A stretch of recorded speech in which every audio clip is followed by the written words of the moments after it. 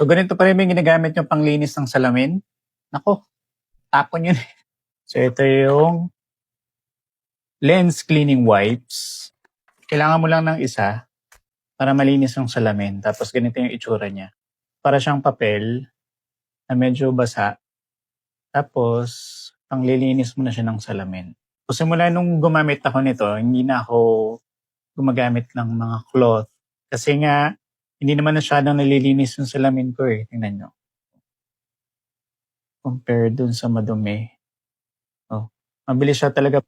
So, hindi lang siya sa salamin pwedeng gamitin. So, pwede mo rin itong gamitin sa mga tech devices ninyo. So, ginagamit ko din itong pang linis ng mga cellphone, o di kaya nung tablet, at saka kung ano pa. Makita nyo. So, mura lang siya, kaya dalawa na yung binili kong box. Kasi minsan, ang hirap hanapin, nagkakaubusan. Kaya kung gusto nyo, try nyo na rin yung itong lens cleaning wipes. So, napakasulit nito.